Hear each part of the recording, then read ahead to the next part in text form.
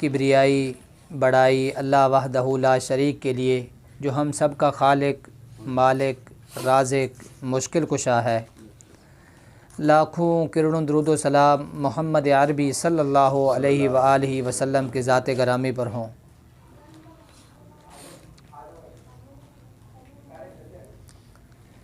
इंसान के लिए, एक बंदा मोमिन के लिए दो ही रास्ते हैं, या तो अच्छा बोले या ख़ामोश रहे। अल्लाह के नबी सल्लल्लाहु अलैहि वसल्लम का फ़रमान है, मन काना युमिनु बिल्लाहि वल यौमिल आखिर फलियकुल खैरन औ लियस्मुत। जो शख्स अल्लाह पर, यौम आखिरत पर ईमान रखता है, उसे चाहिए कि खैर वाली बात करे या ख़ामोश रहे। एक हदीस के अंदर आता है, मन समत फ़क़द नजा। जिस शख्स ने खामोशी इख्तियार की वो कामयाब हो गया।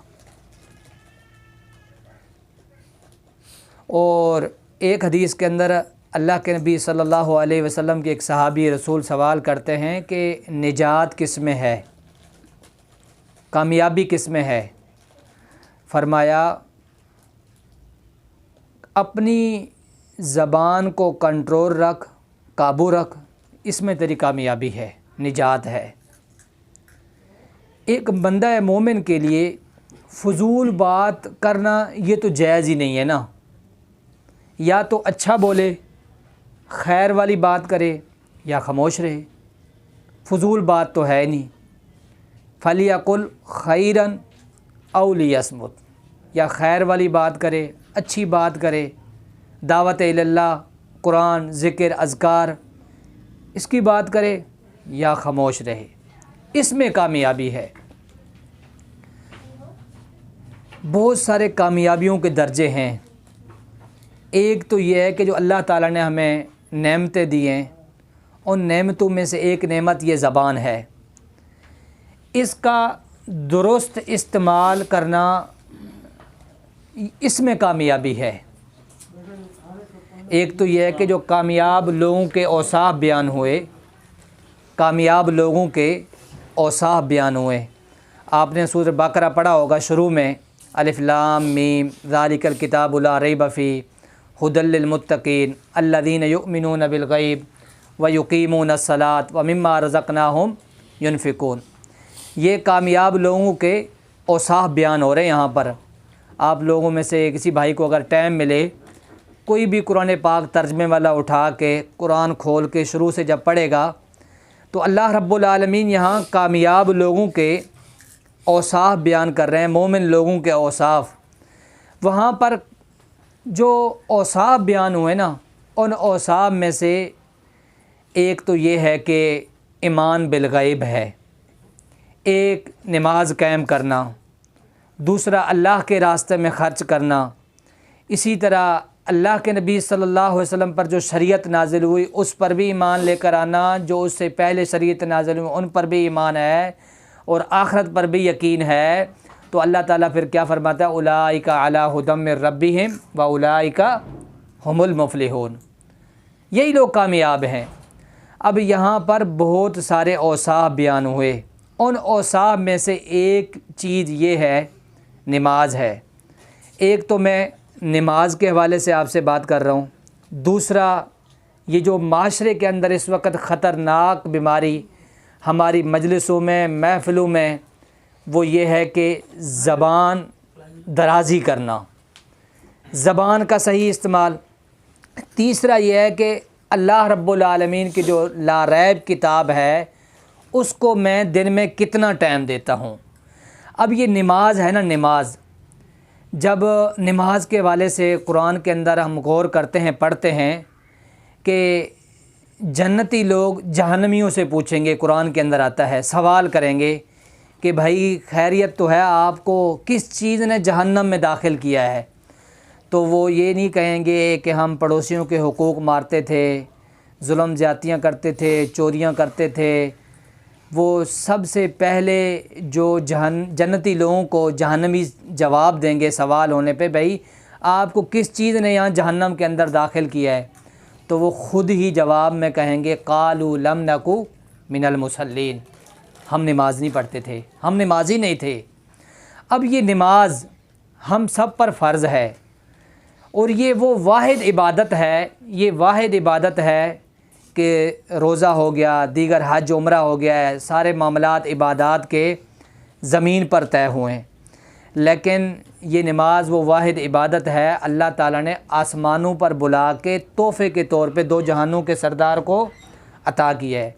अभी आप में से कोई बैठा हुआ है इमरान भाई के घर में, मैं मिसाल देता हूँ, कोई तोहफ़ा दे देता है इमरान भाई आपको, तो क्या करेंगे? उसको संभाल के रखेंगे, घर पे सजा के रखेंगे, लोगों को बताएंगे कि फ़लाने के घर में गया था, उसने मुझे तोहफ़ा दिया है। लेकिन एक तोहफ़ा जो जहानों के सरदार को अल्लाह रब्बुल आलमीन ने दिया है, उसके साथ उम्मत मोहम्मदिया ने क्या सलूक किया है, ये अब सोचने की बात है। ये सोचने की बात है कि मेरी फ़जर कहाँ है, मेरी ज़ोहर कहाँ है, मेरी असर कहाँ है, मेरी मगरिब कहाँ है, इशा कहाँ है। जो अल्लाह ताला ने तोहफ़े के तौर पे अता किया अपने नबी को, और वो तोहफ़ा हमारी माँ अम्मा आयशा फरमाती हैं कि जब अल्लाह के नबी सल्लल्लाहु अलैहि वसल्लम के आखिरी लम्हात यानी आखिरी दिन बीमारी के, उस वक़्त मैं कान लगा के सुनने की कोशिश कर रही हूँ कि अल्लाह के नबी सल्लल्लाहु अलैहि वसल्लम क्या फ़रमा रहे हैं। बीमारी की सकत है, बहुत ज़्यादा बीमार हैं, बोला नहीं जा रहा। उस वक़्त भी अल्लाह के नबी सल्लल्लाहु अलैहि वसल्लम अपनी उम्मत को क्या वसीयत कर रहे हैं, क्या नसीहत कर रहे हैं? अस्सलात अस्सलात अस्सलात, लोगों नमाज की हिफाजत करना, लोगों नमाज की हिफाजत करना, नमाज की हिफाजत करना। आखिरी वक़्त भी अल्लाह के नबी सल्लल्लाहु अलैहि वसल्लम ये वसीयत करके जा रहे हैं। तो नमाज अब हर एक की अलग फ़जीलत है, मैं उसकी तरफ नहीं जाऊँगा। सिर्फ़ जायज़ा लेने की ज़रूरत है कि मैं आज कहाँ खड़ा हूँ।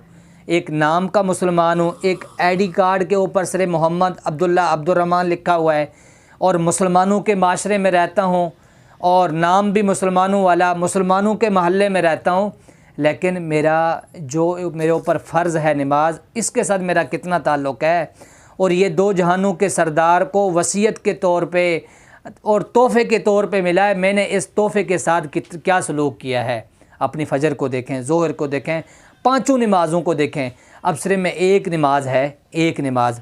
हदीस के अंदर आता है जो नमाज असर है ना, नमाज असर, एक बंदे ने अगर उसको छोड़ दिया है, हदीस का मफ़हूम है गोया उसका घर माल सब कुछ तबाह बर्बाद हो गया।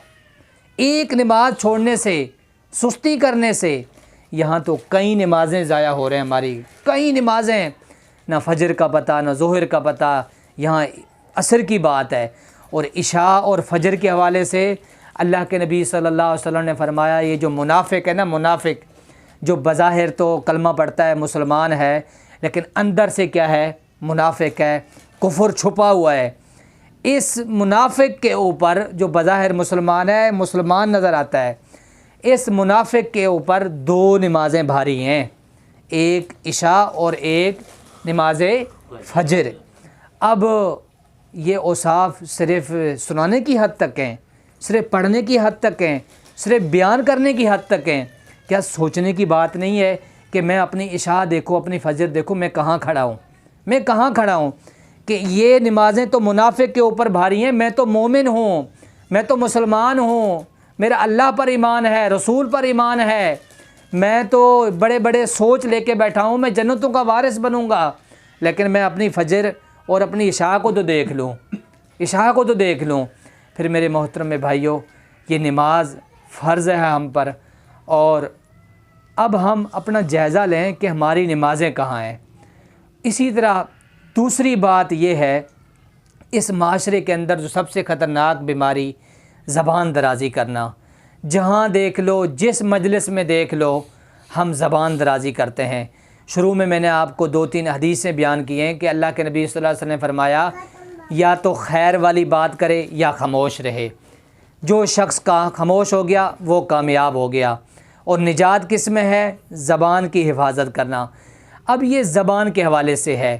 फिर यहाँ तक बात नहीं है, एक हदीस के अंदर आता है, इब्ने आदम सुबह करता है। अभी अगर हमें अल्लाह ज़िंदगी दे, हम जैसे सुबह करेंगे कोई पता नहीं है किसी का मौत वाक़ हो जाए, क्योंकि कुछ पता नहीं है। जैसे ही सुबह करते हैं जिस्म के सारे अज़ा, हदीस के अंदर आता है, हाथ पैर जितने भी अज़ा हैं इस ज़बान के पास हाज़िर होके रिक्वेस्ट करते हैं तेरी मेहरबानी होगी, तूने आज दिन सही गुजारना है, वरना क्या होगा, हम तेरी वजह से जहन्नम के अंदर जाएंगे, तूने सही दिन गुजारना है। ये ज़बान के पास आते हैं।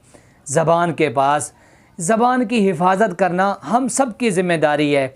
अगर कोई ज़बान दराजी करता है, कोई गालियाँ देता है, कोई गीबत करता है, कोई चुगलियाँ करता है, तो हम सब का रोकना इस सब पर लाजिम है, फ़र्ज़ है रोकना। इसका अजर क्या मिलेगा? अजर क्या मिलेगा? आज अगर हम किसी मुसलमान की ज़बान दराजी करके इज़्ज़त को उछालते हैं ना, उस मुसलमान की इज़्ज़त हदीस के अंदर आता है, जिस मुसलमान की इज़्ज़त मेरे और आपकी नज़रों में कुछ भी नहीं है, अल्लाह के नबी सल्लल्लाहु अलैहि वसल्लम जो हमारा किबला है, जिसको बैतुल्लाह के नाम से हम जानते हैं, हर मुसलमान की ख्वाहिश है कि मैं एक दफ़ा बैतुल्लाह को देख लूँ, उसकी तवाफ़ करूँ। अगर उस बैतुल्लाह को कोई गिराने की बात करता है, कोई उसके ख़िलाफ़ बात करता है, तो हम सारे मुसलमान एक हो जाते हैं, मुत्तहद हो जाते हैं।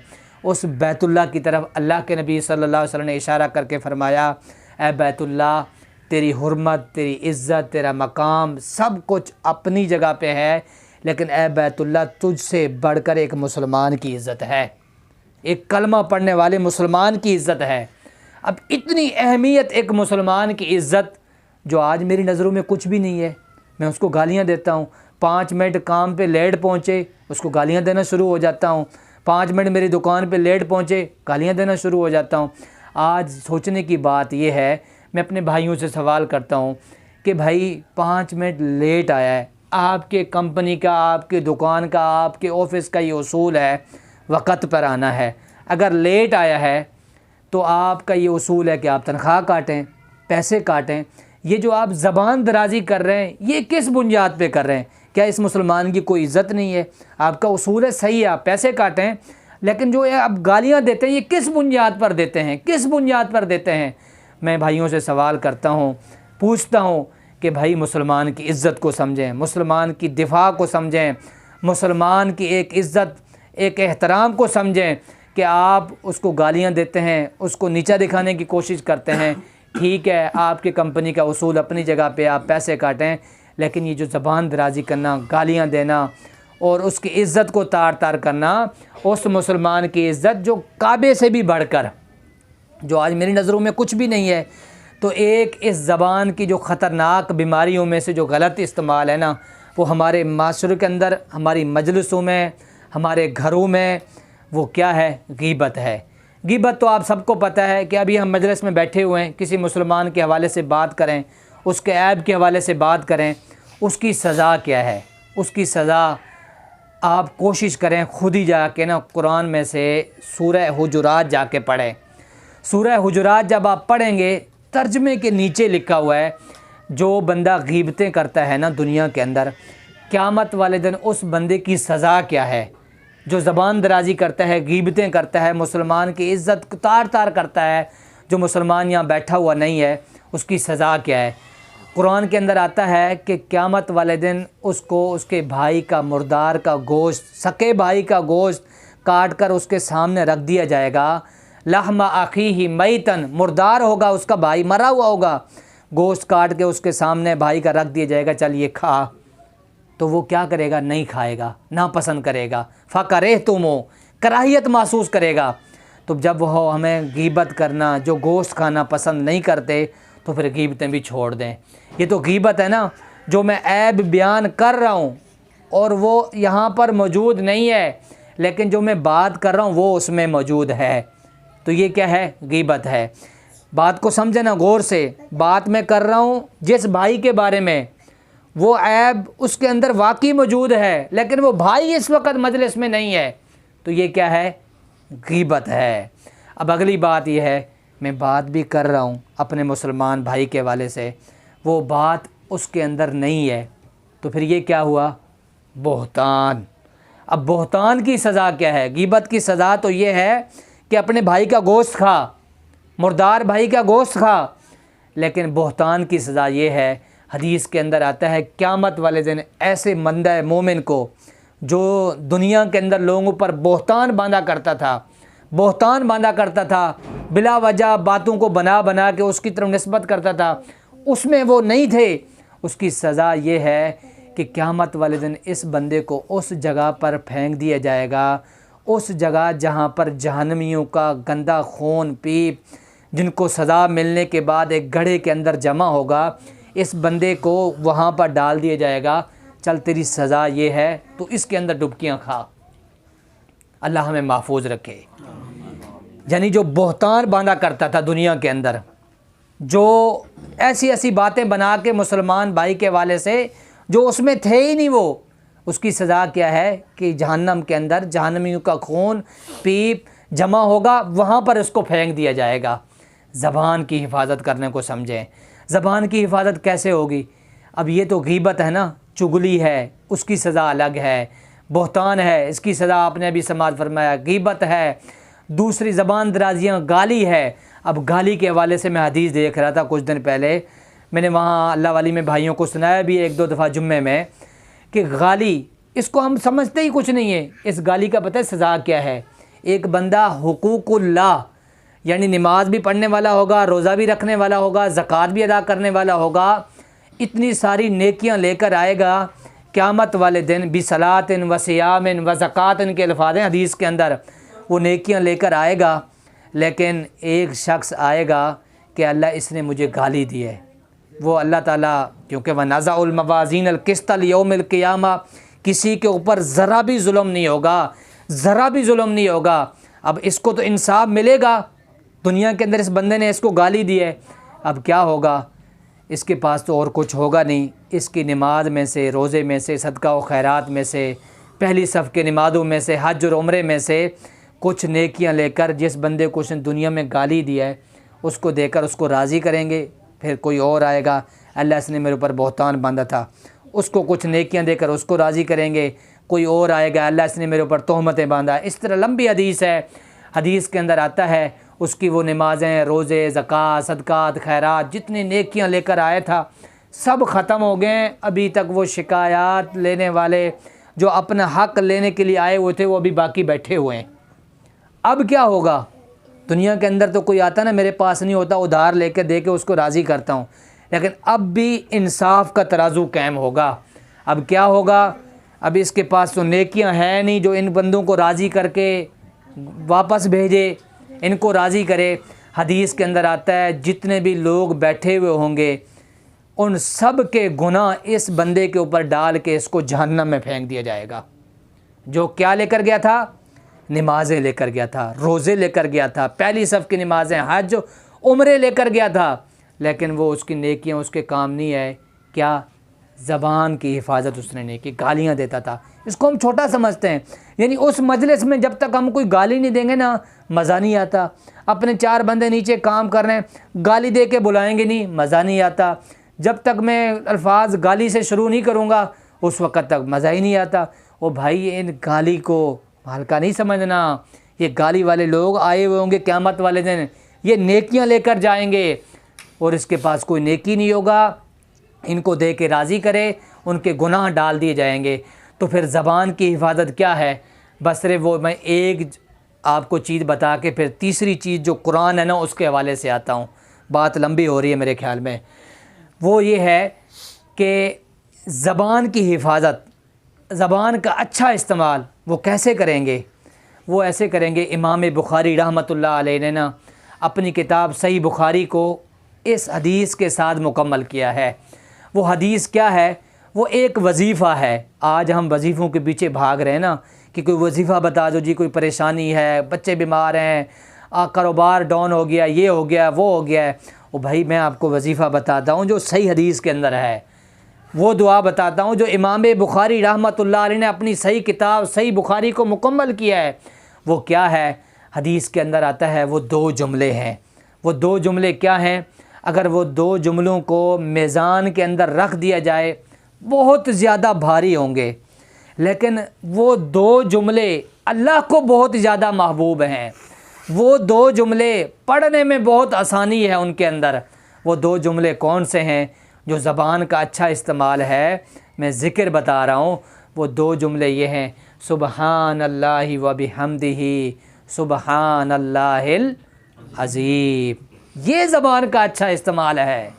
कुरान पढ़ना ज़बान का अच्छा इस्तेमाल है। लोगों को दावत की तरफ बुलाना ये ज़बान का अच्छा इस्तेमाल है। ये ज़बान का अच्छा इस्तेमाल है। अभी इमरान भाई ने आप सबको दावत दे के घर पे बुलाया है। ये ज़बान का अच्छा इस्तेमाल है। दावत इल्लल्लाह में अपने इस ज़बान को, इस नेमत को इस्तेमाल करना, ये ज़बान का अच्छा इस्तेमाल है कि सुबहान अल्लाहि व बिहम्दिही सुबहान अल्लाहिल अज़ीम। और भी कई एक दुआएं हैं, बहुत सारी दुआएं। ला इलाहा इल्लल्लाहु वहदहु ला शरीका लहु लहुल मुल्कु व लहुल हम्दु। हदीस के अंदर आता है ये जो बंदा पढ़ता है ना, उसके गुनाह समंदर की झाग के बराबर भी होंगे, सारे माफ़ हो जाएंगे। ला इलाहा इल्लल्लाहु वहदहु ला शरीका लहु लहुल मुल्कु व लहुल हम्द व हुवा अला कुल्लि शैइन कदीर। इसी तरह दुआओं में ज़बान का अच्छा इस्तेमाल आपको बता रहा हूँ कि सैयदुल इस्तिग़फ़ार है, आयतुल कुर्सी है, ये पढ़ना है। तीसरी और आखिरी बात ये है कुरान के हवाले से। पहली बात नमाज है, उसका हम सब ने जायज़ा लेना है कि हम नमाज़ों पे कितना पूरा उतर रहे हैं। दूसरी बात ये माशरे की ख़तरनाक बीमारी ज़बान का गलत इस्तेमाल है, इसको सही इस्तेमाल करना है। वो एक मैंने इशारतन आपको एक दुआ जो इमाम बुखारी रहमतुल्लाह ने ज़िक्र किया वो आपको बताया। तीसरी चीज़ है अल्लाह की किताब को टाइम देना, कुरान को टाइम देना। आज मैं अभी किसी से पूछ लूँ ना जी आपकी उम्र क्या है, तो कोई कहेगा जी 35 साल है, 40 साल है। जी अपनी ज़िंदगी में कितनी बार कुरान को पढ़ा, तो कोई बताएगा जी 10 बार पढ़ा है जब से होश संभाला है, बहुत मरतबा पढ़ा है याद नहीं है। फिर मैं अगला सवाल अपने भाई से, अपने बुज़ुर्ग नौजवान से ये करता हूँ कि जी इस कुरान को आपने समझ कर कितनी बार पढ़ा है। समझ कर पढ़ना। आज की इस मजलिस में मैं आपको जो चीज़ बताने जा रहा हूँ, कुरान को समझ कर पढ़ना। मैं भी आपके सामने कुरान पढ़ता हूँ, वैलुल लिकुल्लि हुमज़तिल लुमज़ा। क्या समझे? कुछ भी नहीं पता। कुरान पढ़ा जा रहा है, बस ये पता है अल्हाकुमुत तकासुर, कुछ नहीं पता। अलम तरा कैफ़ फ़अल रब्बुका बि अस्हाबिल फ़ील, कुछ नहीं पता इसके पीछे क्या इतना बड़ा वाक़या है।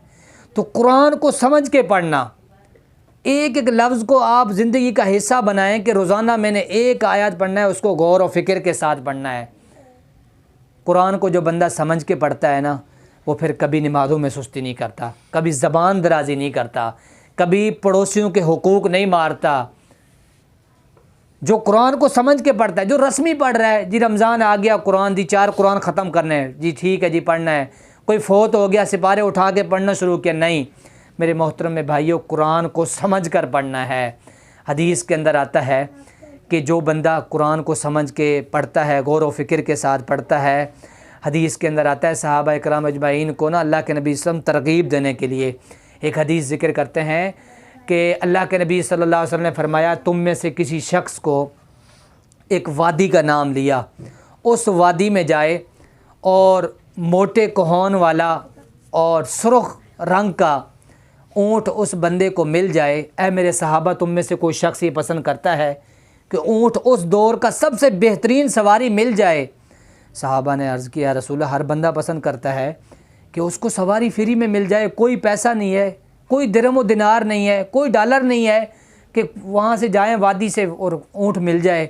अल्लाह के नबी सल्लल्लाहु अलैहि वसल्लम ने फरमाया, मस्जिद में जाकर एक आयत पढ़ना उस ऊँट लेने से बेहतर है, 2 आयतें पढ़ना 2 ऊँटों से बेहतर है, 3 आयतें पढ़ना उन 3 ऊँटों से बेहतर है।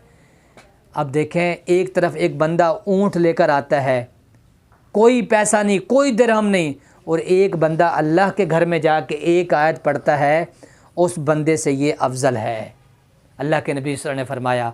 और आज हम सब अपने आप को अच्छा शुमार करते हैं ना, हत्ता के चोर भी होता है ना, वो भी ये कहता है मैं सबसे अच्छा हूँ। लेकिन अल्लाह के नबी सल्लल्लाहु अलैहि वसल्लम ने सबसे अच्छा किसको करार दिया? सिर्फ़ ये किताबों की हद तक या दीवारों के ऊपर या खाली रट्टा लगाने की बात नहीं है। हदीस के अंदर आता है, खैरुकुम मन तअल्लमल कुरआना व अल्लमा, तुम में से बेहतरीन शख्स वो है जो कुरान सीखे और दूसरों को सिखाए। क्या ये औसाफ मेरे अंदर हैं? ये सिफ़त मेरे अंदर है, मैं दावा करता हूँ मैं सबसे अच्छा हूँ, सबसे आला हूँ और बाकियों को हकीर समझता हूँ, क्या मेरे अंदर ये खूबी है कि मैं कुरान पढ़ता हूँ और पढ़ाने वाला हूँ मैं? फिर कुरान को समझ के पढ़ना, यही बात, 3 बातें, एक नमाज की हिफाजत, एक ज़बान की हिफाजत और दूसरा कुरान को रोज़ाना मामूल बनाएं। आप एक पारा नहीं पढ़ें, आप आधा पारा नहीं पढ़ें, आप एक रुकू नहीं पढ़ें, उसके अंदर तो बहुत सारी आयतें, आप रोज़ाना 3 आयतें पढ़ें, 2 आयतें पढ़ें, 1 आयत पढ़ें, लेकिन समझ के पढ़ें। जब आप समझ के पढ़ेंगे तो इंशाल्लाह आप अपनी ज़िंदगी को बदलते हुए देखेंगे। ये सिलसिला हमने अल्हम्दुलिल्लाह जमात की निगरानी से शुरू किया है, घरों के अंदर दुरूस का। तो आप तमाम भाइयों को मैं गुजारिश करूँगा, आप भी अपने घरों में दुरूस का एहतमाम करें और कोशिश करें उन भाइयों को दावत दें जो मस्जिद में जाने से सुस्ती करते हैं, यानी अल्लाह के घर में जाने से सुस्ती करते हैं, घर में नमाज़ पढ़ लेते हैं या नहीं जाते, या दर्स व दुरूस से महरूम समझ लें उनको, काम मसरूफियत इतनी है कि जाते नहीं है, बैठते नहीं है प्रोग्रामों में, दरसों में। तो हमने ये सिलसिला अल्हम्दुलिल्लाह शुरू किया है कि आप हमें बताएं कि फ़लाना के घर में जी दर्स है, उवैस भाई इलाके के ज़िम्मेदार हैं, उनको बताएं, कारी इमरान साहब को बताएं, आप किसी भाई को बताएं कि इंशाल्लाह मैंने अपने घर पे दर्स करवाना है, तो इंशाल्लाह हम आपके पास हाज़िर होंगे, हम एहतमाम करेंगे। तो इससे क्या होगा, आपके लिए सदका जारिया होगा। इस दर्स से, अभी जो हम बैठे हुए हैं, इस दर्स से कोई बंदा अपनी ज़बान की हिफाजत कर लेता है, कोई बंदा अपनी सुस्ती काहली को छोड़ के नमाज़ों की हिफाजत करता है। मैं कहता हूँ ये इमरान भाई के लिए, जिन भाइयों ने ये दर्स का एहतमाम किया, उन सब के लिए सदका जारिया है। वो अगर नमाज़ पढ़ना शुरू करेगा, वो कुरान को समझ कर पढ़ना शुरू करेगा, अपनी ज़बान की हिफाजत करेगा, हम सब के लिए सदका जारिया। उतना अजर जो करने वाले को मिलता है, जिसने जिस पौधे को लगाया है, जिसने लगाया है, उसको भी उतना अजर मिलेगा। हदीस के अंदर आता है, आपने किसी को मन दल्ला अला खैरिन फलहु मिस्लु अजरी फ़ाइलिही, कि आपने किसी बंदे की रहनुमाई की खैर की तरफ, अजर करने वाले को जितना अजर मिलेगा उतना ही जिसने लगाया उसको भी उतना अजर मिलेगा।